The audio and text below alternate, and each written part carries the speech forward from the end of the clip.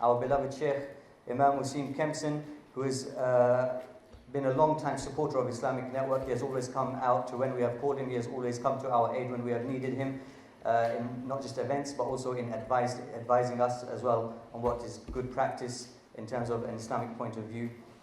Imam Wasim Kempson is the Imam of Western Islamic Centre based in Fulham. He's also a shareholder in Chelsea Football Club. So without further ado, we'll invite Imam Wasim Kempson to the stage. Jazakumullahu khairan. Assalamu alaikum wa rahmatullah. بسم الله الرحمن الرحيم الحمد لله رب العالمين والصلاة والسلام على أشرف الأنبياء وسيد المرسلين وعلى آله وصحبه أجمعين. Just to set the record straight, I'm of course not a shareholder in that club. I'll start with praising Allah subhanahu wa ta'ala and sending salutations upon His Prophet Muhammad sallallahu alayhi wa sallam. My dear brothers and sisters, assalamu alaikum wa rahmatullahi wa barakatuh. I ask Allah subhanahu wa ta'ala that He makes this a gathering which His mercy and His blessings are sent upon us, and that we leave the place or this hall today in a state better and closer to Allah subhanahu wa ta'ala. Allahumma ameen. So the topic I've been given for the time, or the short time that we have together, which is how to protect ourselves from a modern invention, which is social media and internet. Now, I don't pretend that it is at least or at all possible to deal with this particular topic or to give it justice, because every day it is evolving and changing, and we are, if you like, constantly trying to catch up in how best to deal with this modern phenomenon. But at least I believe that this is something which we should be dealing with on a daily basis, benefiting from one another, and that if any form of research can be done about how our interaction with social media and the internet affects us, then I believe this is one of the biggest tests that we are currently facing. Now, first and foremost, we find that Allah subhanahu wa ta'ala, I want to begin here. Allah subhanahu wa ta'ala tells us in the Quran, and we find in the Sunnah of the Prophet sallallahu alaihi wasallam, that there are principles and there are guidelines how to guide us in how to protect ourselves. Practical steps. For example, lowering your gaze, not taking any means or taking a path which may lead to zina, for example, iyadhan billah. So many things that are given to us in a principle form, how to protect ourselves. And at the same time, asking Allah subhanahu wa ta'ala for guidance and asking Allah subhanahu wa ta'ala to show us the straight way. So the Quran protects us or gives us guidance in how to protect us, our physical selves, our spiritual selves, whether it is staying away from alcohol or not being from those who are absent-minded and not from those who are rejectors of the truth and whatnot. In fact, Allah subhanahu wa ta'ala goes further in explaining the consequences of those people who did not follow that guidance. In those previous nations, whether they are the people of Nuh, or the people of Lut, or the people of Shu'aib, Ad, Thamud, the people of Salih, these nations were destroyed, removed from earth for a number of different reasons. Whether they were mocking the religion, outright disobeying the commands of Allah subhanahu wa ta'ala, or associating partners with Allah subhanahu wa ta'ala, or having distorted ideas of sexual behavior, these nations were removed from earth.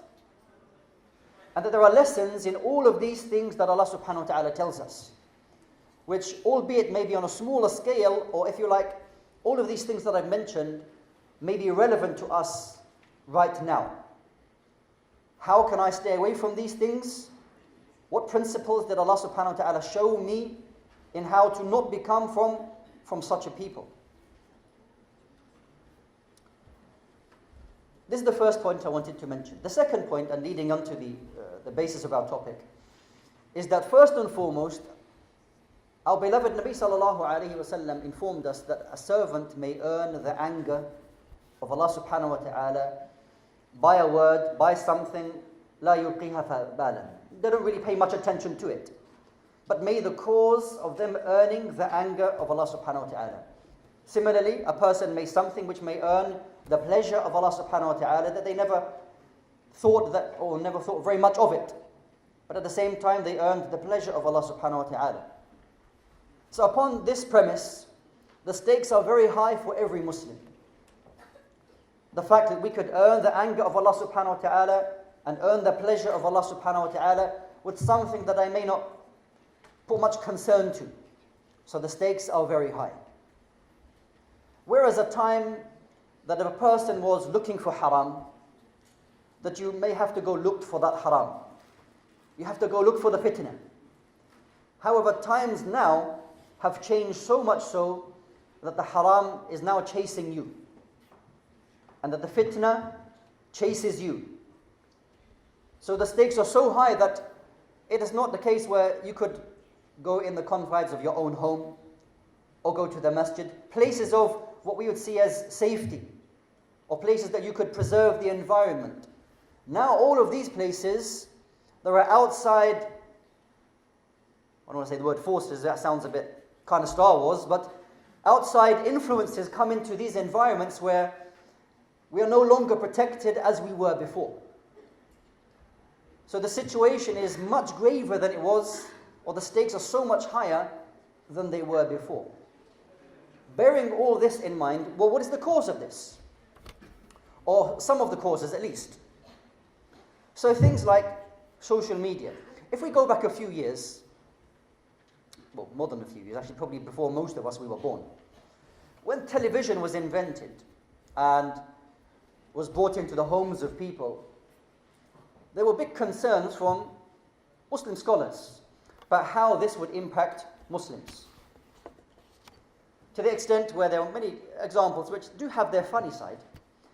For example, in Arabian Peninsula, whereas in technology usually, things they appear quite a few years later, there was a man, he brought the television inside his home as a gift for his family. It was something new. His wife walked into the room and then saw that there was a man talking on the television. She freaked out and she ran out of the room thinking that there's a foreign man who's able to see her. Other stories where they were sitting down as a family, he turned the television on and there were people, males and females on the television, and they would quickly cover themselves. I mean, that has its funny side, because of course they can't see you. But what I want to take from it is the mentality of the people at the time. Whatever benefit that you can take from that. And then how the outside world gradually entered into the homes of people.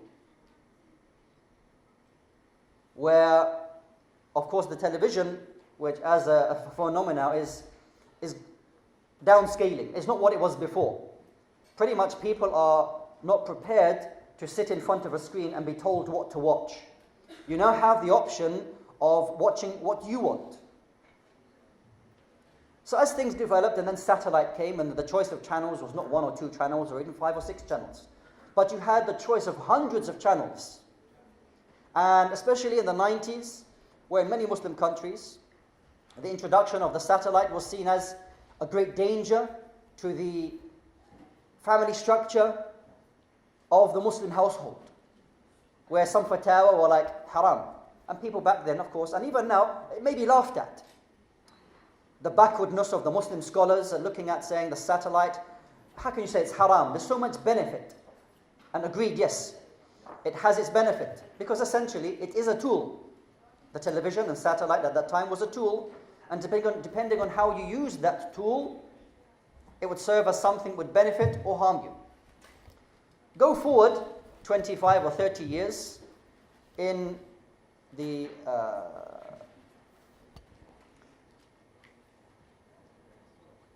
how things have advanced, the advancement of technology. And now we have these devices, whether they come in the form of telephones, or these the pads that we have here, or the television, where you can access the internet and things like that. How much invasion and how much that has taken a great part of our attention and our lives.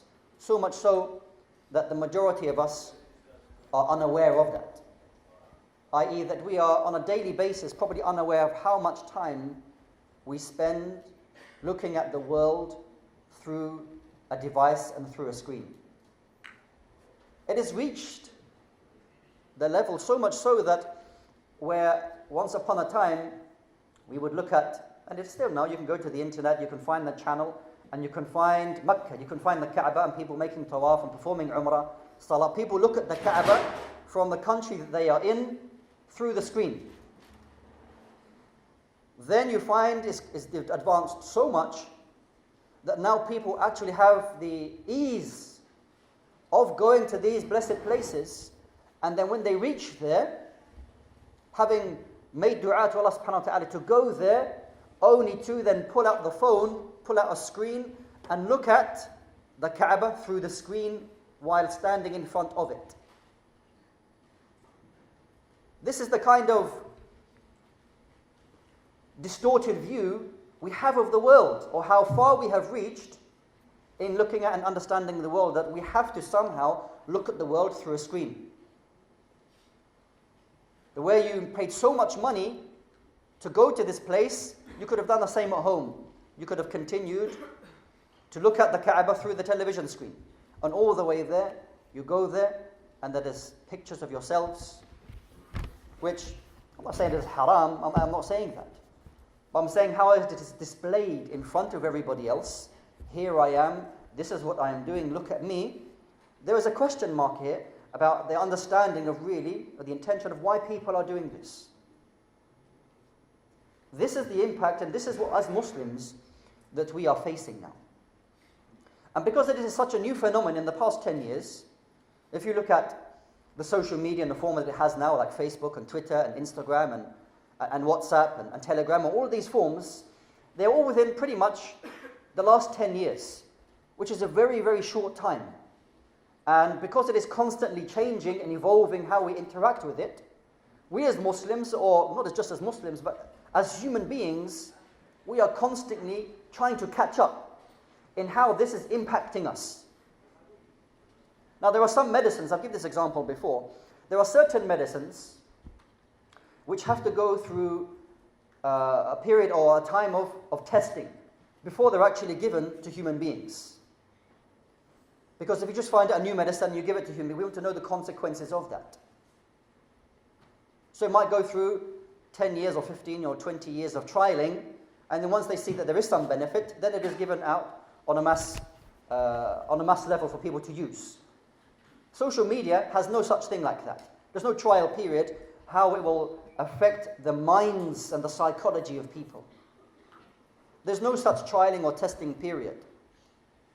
So you find that now people are falling into suicide. Of course, this is the very one end of the spectrum. Of course, not all social media is going to cause that, because we said at the beginning that it is a tool. And depending on how that tool is used, it either will make you or break you. It will be something good for you or something bad for you. For the majority, I would say, to my experience, that the majority of people do not know or unaware whether the social media, what they are using, is actually good for them or bad for them. But if you were to ask them about what the reality of social media is, yes, we all agree, it's a tool, yes. It is good or bad, yes. But 99% of the Muslims will say, but I'm using it for good reasons. There's so much better. I can share this talk and I can share that talk. I can spread this and I can spread that, which of course is correct. But if you were to look at your own history over, I'm not saying to go back even a year, if you are a constant user of social media, if you were to go back the last 3 months and see what you have written, what you have shared, what you have commented on, just if it's mashallah, more than 3 months is too much, go back the last month. How much of that, what you have written, what you have shared, what you have participated in, how much of that will gain the pleasure of Allah subhanahu wa ta'ala? You may see yourself as the haram police. It is your obligation to speak about the affairs of the ummah. You may see it as your position to speak about the affairs of individuals. Maybe you see that. Whether that is right or wrong, there is nobody there to advise you, because you are on a platform which is pretty much you're free to do or free to say anything that you like without any worldly accounting as you see it. There is nobody maybe there to say to you, you know what, you shouldn't write that. Ittaqillah, fear Allah. Maybe you should think before you write. Think before you share. That kind of, that side of the social media is not there. You have the freedom to do what you like. So because of this freedom, you write and you share and you add to what you like. So the dangers that we are facing, bearing in mind that the stakes are very high, bearing in mind what the Prophet ﷺ said about you may earn the pleasure of Allah subhanahu wa ta'ala by a word and gain the pleasure or the Jannah for that. Similarly, you may earn the anger and the punishment and the hellfire of Allah subhanahu wa ta'ala through justice, through that what you have said. But for many of us, as the Prophet ﷺ said, لا يلقي بها بالا, doesn't think twice about it. Just shared, just commented, just did that. And as Mu'adh ibn Jabal radiallahu anhu, he said, Ya Rasulullah, we will be taken about what we say. Allah Azza wa Jalla will take us to account by that what we say, or that what we write. What we say is what we write, because what we write is a view of also what we say. The Prophet ﷺ said, may your mother be bereft of you, O Mu'adh. For what other reason do you think people will be dragged on their faces and thrown into the hellfire, other than that what their tongues harvested? So, this is the second point I wanted to mention, about the stakes being very high, and how easy it is to earn the pleasure of Allah subhanahu wa ta'ala, and also at the same time to earn the anger of Allah subhanahu wa ta'ala, because maybe we don't take ourselves to account in this arena where we are on a level playing field, at least that's how we see ourselves, with everybody else. And as they say, that you're entitled to it just as everybody else is. And that is an opinion. I'm entitled to an opinion, you're entitled to an opinion, I can be right, I can be wrong, it's all subjective. It is up to you what you write. So that is the first point I wanted to, the second point. The second point, or third point rather, I wanted to mention, because I know time is a little bit short, is then, bearing in mind all of these potential dangers there in using this, what guidelines or what advice is there to help me interact with this new phenomena which is the internet and the social media? What is there for me? It's okay telling me about the dangers. Okay, I raise my hands now, so what do I do? First and foremost, the guidelines that Allah subhanahu wa ta'ala set out and gave to us in the Quran, and that what we find in the Sunnah of the Prophet sallallahu alaihi wasallam, just as they were as relevant in the time then, are just as relevant that they are now. It's exactly the same and absolutely no difference. The same munkarat that existed centuries ago, they exist now, but maybe in an easier form. So it is extremely important for us to know the guidance of Allah subhanahu wa ta'ala of how to deal with one another. Because the mere fact that it's called social media, at-tawasul al-ijtima'i, means that we are interacting with one another. How do I speak with people? How do I interact with people? How do I interact with other gender? Because there are no boundaries on that. Absolutely no boundaries. You do as you like. But the overriding benefit which I've convinced myself with is that I fear Allah, and that the benefit here is greater than the harm. Well, a tool can be, yes, used, and whether the harm or the benefit is greater than the harm, but it could also be the other way. It can also be the other way. And that the ruling isn't something which is just for everybody. Social media, there's more benefit than harm. It's difficult to say that as a general ruling. Because I believe that from one person to the next, that it is recommended for them to engage with social media. It's recommended for them to do it because of how they use it. In actually spreading authentic information, whether from the Quran or the Sunnah, or beneficial advice, or beneficial lectures, and they gain a great amount of reward for that. But for certain other individuals, the fitna is so great for them, it is better for them to stay away from it. Maybe there is some good that they do, but the amount of haram that they are harvesting is so great, it is better for them to stay away from it. But how many of us will be honest with ourselves to find out which side of the fence I am on? Is it better for me to engage in such matters, or is it really better for me to stay away from it? This is something that could affect and may affect our akhirah, our hereafter, which may be that dot on the horizon that I don't really think about very much. But it is a reality for all of us. That how we will face Allah subhanahu wa ta'ala, that every small thing, every big thing will be brought in front of you, that you will be questioned about it. Maybe now you get away with, as they say, you got away with murder in what you said. But a day will come when you will be questioned about what you said, what you shared, what you kept quiet on. Because even from an Islamic perspective, if you're in a conversation where people are engaging and speaking about haram and you remain quiet, أنت مشارك, you are a participant. So in such gatherings, you are required to move away, or if you stay there, you stand up for what is right and say this is not correct for you to speak in such a manner, or this is the correct understanding, or you shouldn't be speaking like this. So there's a responsibility upon the Muslim at every stage wherever they are. If you engage in something, be prepared to speak the truth or to leave because you're not able to speak for whatever the reason may be. So the guidelines that Allah subhanahu wa ta'ala gave to us in the Quran, Ya ayyuha alladhina amanu qu anfusakum wa ahlikum nara, O you who have believed, save yourselves and your families from the fire. Save yourself from the fire. Save those who are next closest to you, like your family members, from the fire. By what? By the very reason that Allah subhanahu wa ta'ala chose this ummah and made it the very best of ummah, the best of nations. Kuntum khayra ummatin ukhrijat linnas. Kuntum, that you are the best of nations that were raised up from mankind. Why?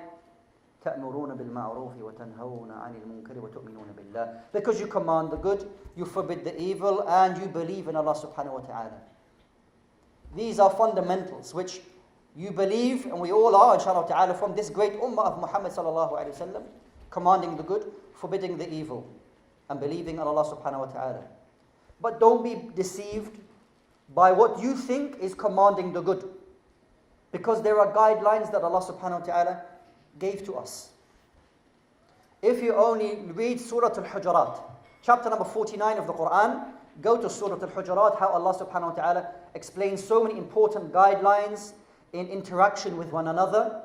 The purpose of how Allah subhanahu wa ta'ala created nations, لِتَعَارَفُوا, that you get to know one another, and that the very best of one of you is who? إِنَّ أَكْرَمَكُمْ عِنْدَ اللَّهِ أَتْقَاكُمْ. That the one who has the most taqwa of Allah subhanahu wa ta'ala is the most honored in front of Allah subhanahu wa ta'ala. يَا أَيُّهَا الَّذِينَ آمَنُوا إِنْ جَاءَكُمْ فَاسِقٌ بِنَبَإٍ فَتَبَيَّنُوا. O you who have believed, if a wrongdoer, fasiq, majhul al-hal, we don't know who they are, and they give us information, فَتَبَيَّنُوا. Make sure that you clarify what you are talking about. Make sure you clarify the information that has come to you. This hadith that has no, where it came from, I share it. Because it has a nice background and somebody's done a lot of work on it. Maybe you're... And how many times this hadith Bukhari at the bottom? The hadith is not even Bukhari anyway. Allah subhanahu wa ta'ala says, and is the meaning. There's no ayah that has that meaning anywhere in the Quran. But these are the kind of things, and their names are who? Ahmad, Abu Idris, Majhul al-Hal. We don't know who these people are. But yet we're engaging in this virtual world without following the guidance of Allah subhanahu wa ta'ala. Because of their name, they had a Muslim name. You know, Muhammad, Ahmad, Abu Idris, Abu Ishaq. Who are these people? Allahu A'lam. Remove the kunya. Have Muslim names.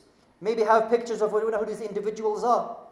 But yet I'm engaging and sharing and passing on, really not knowing what is going on. And we are saturated with this information until when we're given khutbah on the Jum'ah, on the mimbar at Jum'ah, 20 minutes of khutbah just once a week. You see the Muslims at the back on their phones, flicking Facebook and this and that and the other. This is what it has reached. Not let alone playing with, as the Prophet ﷺ, when he was playing with pebbles or messing around on the floor, la jum'ata lah, that there's no Jum'ah for that individual. Even more than that, checking their messages. He says, I didn't speak, or she says, I didn't speak, but playing on the phone. If a person who's messing around the carpet and thinks that has no Jum'ah, what about the person who's playing on their phone and sending messages and replying? And what stage have we reached? If this is the impact, that it has numbed you, it has numbed you to worshipping Allah subhanahu wa ta'ala, then you know that this is something that has overtaken me and it is better for me to leave it. These are small yardsticks by we can judge ourselves in our interaction with using the internet or social media. I'm not saying you have to leave entirely, because email, of course, I'm not saying you have to cut yourself off from the world. But you have to make the best judgment so that how I am supposed to interact with this tool. I ask Allah subhanahu wa ta'ala, there's so much to say, really so much to say, and it is an ongoing tarbiyah.